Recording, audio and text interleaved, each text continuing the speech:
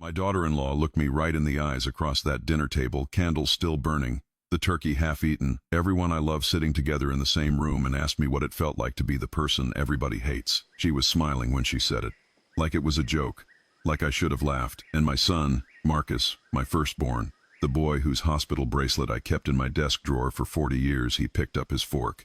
He put his eyes down. He said nothing at all. That was the moment. Not what she said. What he didn't do. I've been through 68 years of living, and I want you to know that silence 4 seconds of a grown man staring at his plate was the hardest thing I've ever had to sit with in my life. And I hadn't even told them yet what I knew. My name is Earl. I'm 68 years old, and I live alone in a house in East Point, Atlanta, that smells like old wood and coffee, and, on Sunday evenings, like the particular brand of jazz my late wife Gloria used to say was the only music that told the truth. I spent 31 years as a transit supervisor for MARTA. I raised 2 sons. I buried a wife. I've been through the kind of thing that changes a man down to his foundation, and I genuinely believed that I had earned some quiet, some ordinary years, some Thanksgivings where the most dramatic thing that happened was someone burning the rolls. I had not earned quiet. Not yet, but we'll get there. First, let me tell you about the dinner, because you need to understand the full picture before any of it makes sense. I've been to 43 Thanksgivings in my life. I have survived undercooked birds, political arguments that ended friendships, and one year when my brother Victor showed up with a woman none of us had met who turned out to be someone else's fiancée. I have endured cheap wine, bad opinions, and the specific silence that settles over a family table when someone says something they cannot take back. I thought nothing could surprise me anymore. Thanksgiving had become, for me, a kind of test I already knew how to pass. Show up, eat something, smile at the right moments, drive home in one piece. I was not prepared for this one. Now, you need to understand Simone before I go any further, because Simone, my daughter-in-law, 6 years married to my son Marcus, is not a villain. I want to be precise about that. She is something more complicated and more human than a villain, and if you write her off as one too early, you're going to miss the thing about this story that actually matters. So hold that thought. Simone had made a sweet potato soufflé for the occasion. She had placed it at the center of the table like it was a trophy. It was burned on top. The sweet potato underneath was simultaneously dry and watery, in a way I did not know was physically possible. Marcus told her it was incredible. Marcus has been lying to that woman about food since they met, and that is entirely between him and his conscience. I said nothing. I took a small portion, moved it around my plate, and smiled the way you smile when you are 68, and you have learned the hard way which battles are worth the ammunition and which ones are not. My other son, Darnell, was there with his wife, Vanessa, who is from Columbus and brings store-bought cornbread without a single apology, and who I have always respected enormously for exactly that reason. Their kids, my grandchildren, Josie and Terrell, were at the folding table by the window, completely unbothered by the weight of the adult world.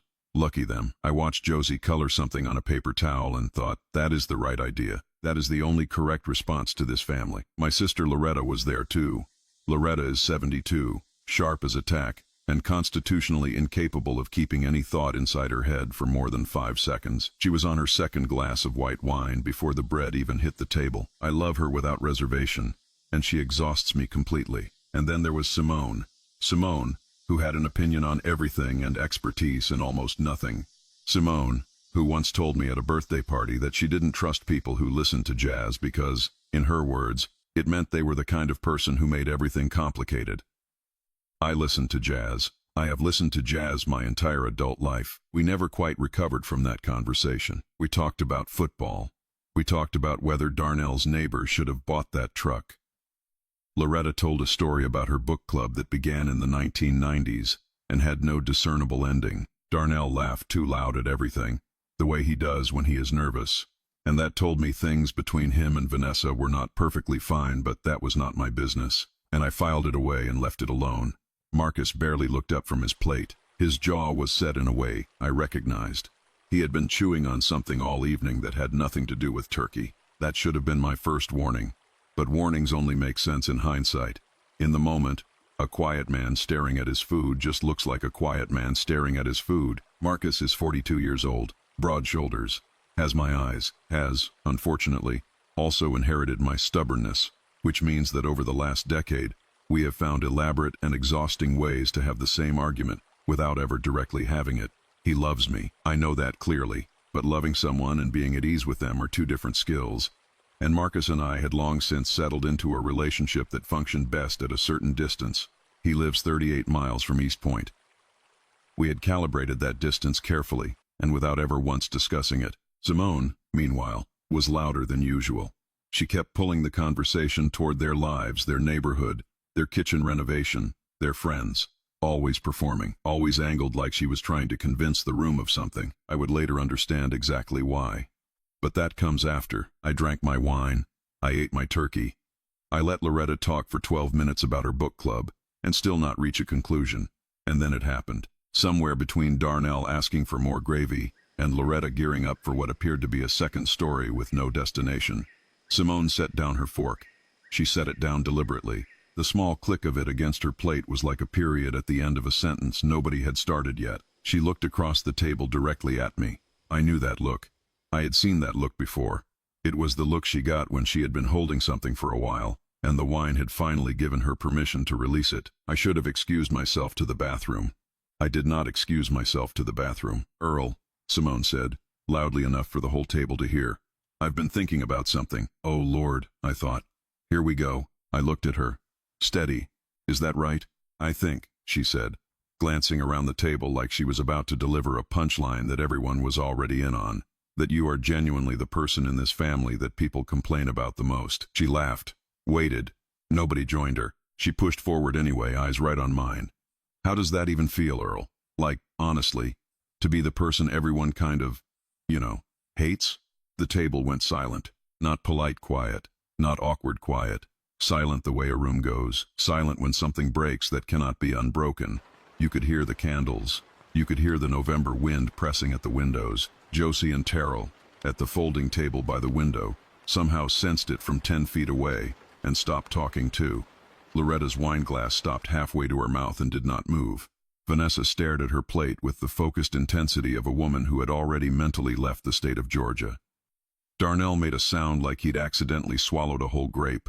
And Marcus, my son Marcus, he looked at his food, he picked up his fork, he set it back down. He did not look at me. He did not say a single word. Not one word. I need you to sit with that for a moment, because I have thought about those 4 seconds every single day since they happened. I have replayed them at 6 a.m. with my coffee. I have turned them over at 2 a.m. when sleep won't come. There is a particular kind of hurt that only your child can give you. It is not like any other hurt. It doesn't come from what they do. It comes from what they choose not to do. From the moment they could have stood up and didn't, Marcus chose not to stand up, and that not what Simone said, not the words she used, not the smile she had when she said them. That is what I will carry from that evening for the rest of my life. 4 seconds. I let myself feel every one of them. Then I reached out, very calmly, and set my wine glass down on the table, not slammed, not dropped, set down, the way you put something down when you need both hands free and your mind completely clear. I looked at Simone. She was still smiling, but the smile had gotten smaller, uncertain, like she had expected a different kind of reaction, and didn't quite know what to do with the one she was getting. Simone, I said, evenly, almost gently, let me ask you something. Okay, she said, cautious now. How would you feel? I said slowly, holding her gaze across that table.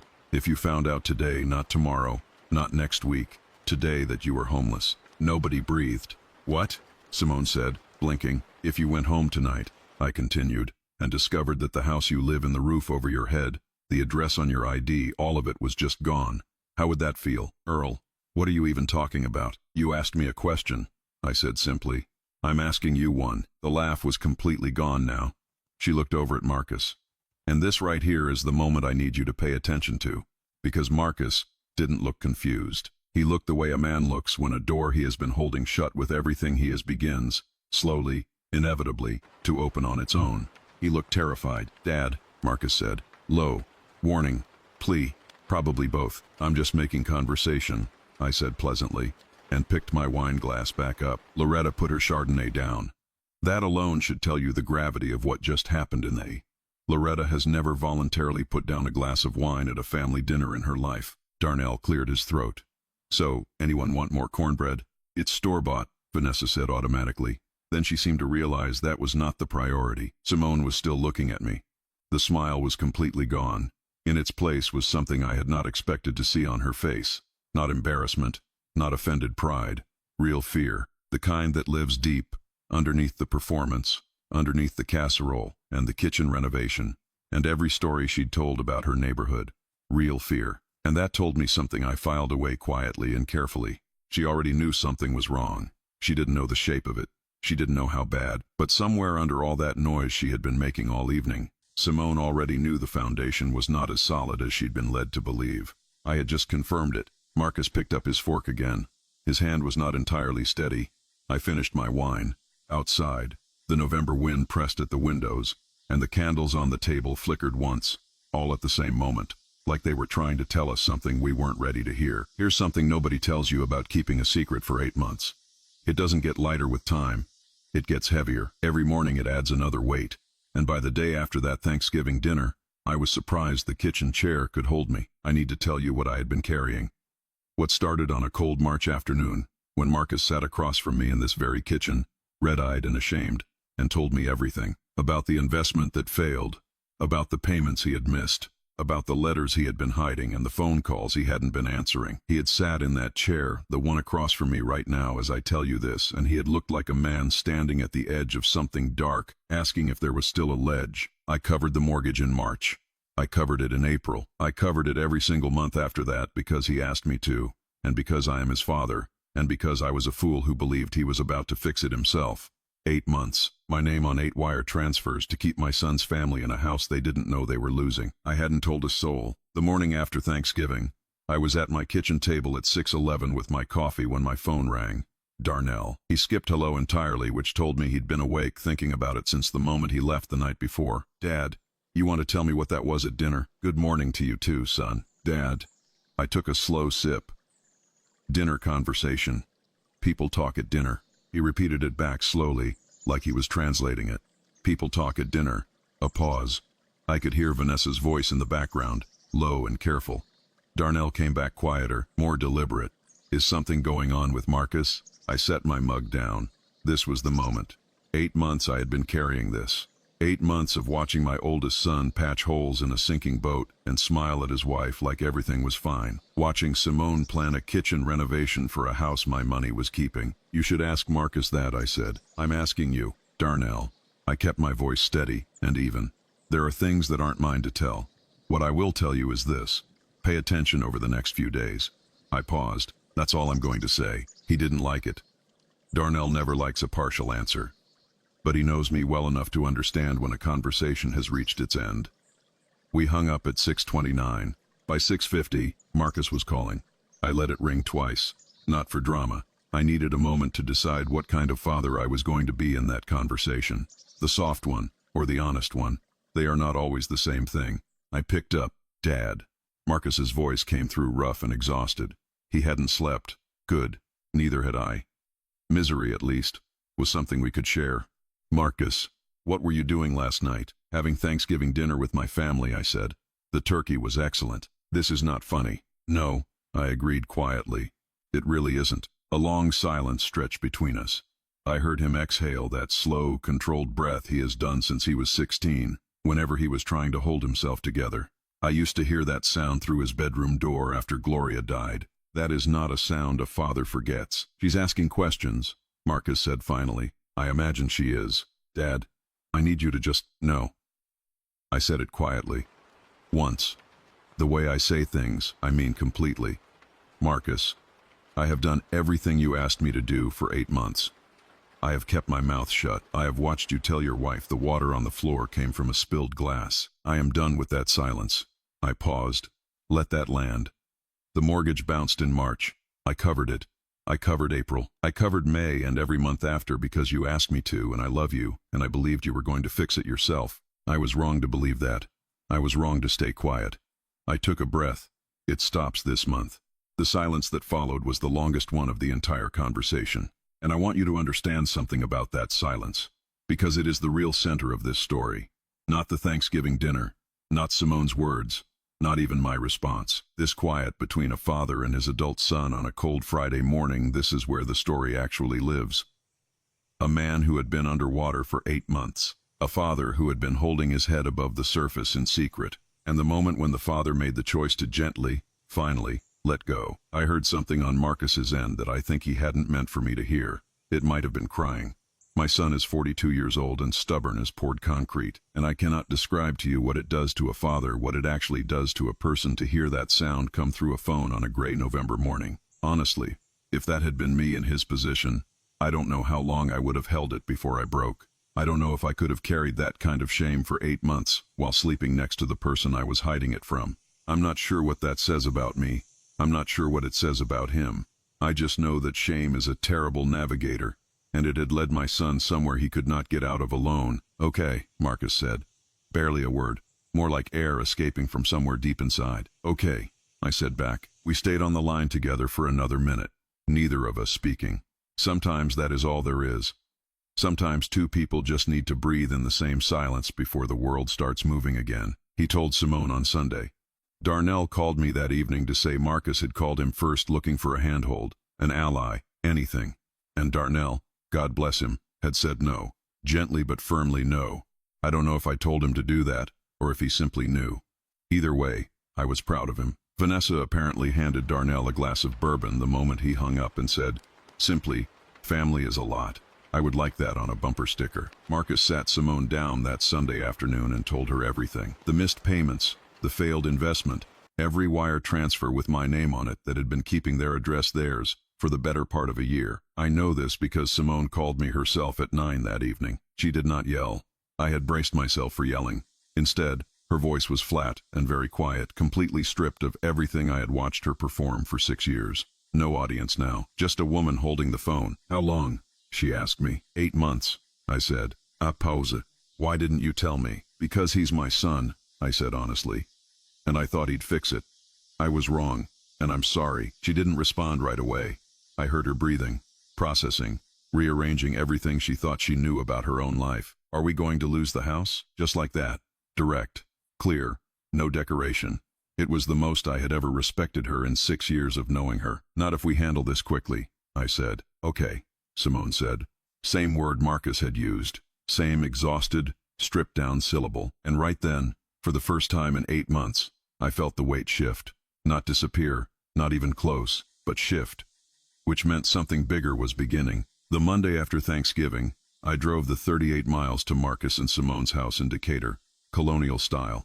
Brick, black shutters, a basketball hoop in the driveway that my grandson had already started outgrowing. Gloria would have loved that house, I thought as I sat in my truck in the driveway. She would have had flowers on every windowsill and wind chimes on the porch and probably an opinion about the paint color. I sat there for a moment with that thought. Then I got out. Simone opened the door before I knocked. She had clearly been awake since before dawn. No makeup. Hair pulled back. Wearing one of Marcus's old sweatshirts. She looked younger without the performance. Smaller. More like a person and less like a presentation. Earl, she said. Not warm, not cold. Just honest. Simone. I met her eye. Can I come in? She stepped aside. Marcus was at the kitchen table with a cup of coffee he wasn't drinking. He looked up when I walked in, and his expression moved through about 4 things in 2 seconds. Surprise, something that might have been relief, guilt, and then a plain, settled exhaustion that I recognized as a man who has stopped pretending. Didn't know you were coming, he said. I know, I said, and pulled out the chair across from him and sat down like I did this every day. That was the point. Simone stood near the counter, not quite leaning against it, more like she needed something nearby just in case. So, she said, looking between us, what happens now? Notice she didn't just look at Marcus. She looked at both of us, because in the space of one Sunday afternoon, everything she had understood about the architecture of her marriage had been taken apart and rebuilt on completely different ground, and she was still finding out where everyone stood in the new version of it. I reached into my jacket pocket and placed a folded piece of paper on the table. Marcus looked at it. What's that? A number, I said. The exact total of what I've covered in 8 months. Mortgage payments. The insurance gap in July. The property tax in October that you didn't mention, but that I found out about anyway. Marcus closed his eyes briefly. I'm not here to collect it, I said clearly, before either of them could speak. I want that understood right now. I'm not here for repayment. That money is gone and I made my peace with it a long time ago. I paused, but I needed you both to see the number, because you cannot begin to fix what you refuse to look at. Simone unfolded the paper. I watched her face as she read it. watched the stillness that came over her. The particular stillness of a person doing arithmetic in their head and not liking any of the answers. "Marcus," she said quietly, setting the paper down on the table. She was not angry. It was something worse than angry. It was wounded. Genuinely, deeply wounded. "Why didn't you tell me? Why did you let your father carry this, instead of just telling me?" Marcus was quiet for a long time, and then he said something I did not expect, something that I think surprised even him. "Because you married someone successful," Marcus said. His voice was low and very careful, like he was picking up something he'd dropped and didn't want to drop again. "And I couldn't figure out how to tell you that he no longer existed." The kitchen went completely silent. I have been alive for 68 years. I have sat with people at the worst moments of their lives. I held Gloria's hand through her last night. I have heard things that broke me open, and things that slowly rebuilt me. But I want you to understand what that sentence did to that room on a Monday morning in Decatur, Georgia. It cracked something open that no argument, no confrontation, no dramatic dinner table moment could have reached.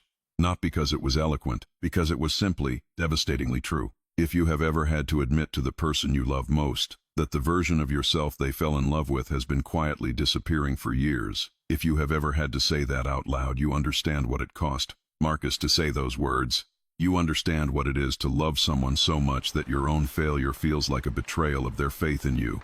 That is not weakness. That is the particular cruelty of caring too much about what the right person thinks of you. Simone looked at Marcus for a long moment. Then she walked around the table, pulled out the chair beside him, not across from him, beside him, and she sat down. That small movement, that quiet choice, that told me more about who Simone actually was than every Thanksgiving dinner, every performance, every wine-fueled opinion I had ever witnessed. When the noise was gone, when every layer of performance had been stripped away by a number on a folded piece of paper, there was this: a woman who sat beside her husband instead of across from him. "You are still that person," Simone said to him. Her voice was firm and quiet. "You're just also this one." And this one needed to ask for help. Marcus looked at her. Something moved through his face, something I don't have a name for. The way a sky changes in the minutes after a storm passes through, and you remember, suddenly, what light actually looks like. He reached over and took her hand. I looked away. Some moments don't belong to an audience. I drove home the same 38 miles I had driven that morning. The November sky had cleared and the light was thin and gold the way it only gets in late autumn, like the sun itself was running low and trying to make what was left count. I thought about Gloria the whole drive. I thought about all the ways she would have handled this better, warmer, faster. She always knew when to push and when to simply sit beside someone. She had a gift for it that I have spent my whole life trying to understand. This story taught me something I didn't have clean language for until I was halfway down I-20 heading back to East Point. The mistake most people make when they love someone who is struggling is that they confuse protecting them with helping them. I protected Marcus for 8 months. I paid his mortgage and kept his secret, and told myself I was helping. I wasn't. I was giving him the conditions to keep drowning in private, which is a very quiet and very loving way to let someone drown. What helped Marcus was the moment I stopped. The moment I said clearly, "I will not carry this anymore, but I will stand right here while you carry it yourself." I pulled into my driveway as the sun was going down behind the neighbor's oak tree. I went inside. I put on some Coltrane, sat down in the chair Gloria always said was mine. "Here's what I want to ask you, if you've made it all the way here with me tonight. Have you ever kept a secret for someone you loved that was slowly becoming too heavy to hold? Have you ever confused silence with loyalty? And has someone ever surprised you, truly surprised you, by becoming exactly who you needed them to be at exactly the moment when it mattered most? Drop a comment and tell me. Type 1 if you think I was right to stop covering for Marcus. Type 2 if you think I should have held on a little longer. Type 3 if Simone's moment at that table hit you the same way it hit me. I read every single one, and I mean that. Also, I want to know, where are you watching from right now? And what time is it there? And if you've ever been at a table where someone said something they couldn't take back, I want to hear about it. For the first time in 8 months, when I sat down in that chair with the music filling up every corner of the house, I was not carrying anything extra.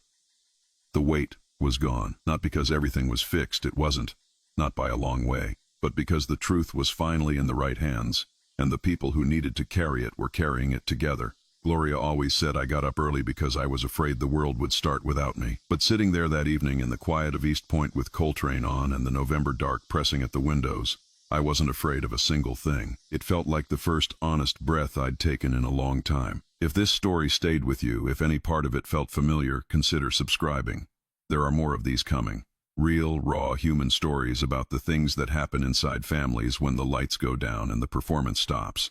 You don't want to miss them. This is a fictional story inspired by real emotional experiences, fully rewritten and reimagined in Atlanta, Georgia, to create original content. Any resemblance to real people or events is coincidental.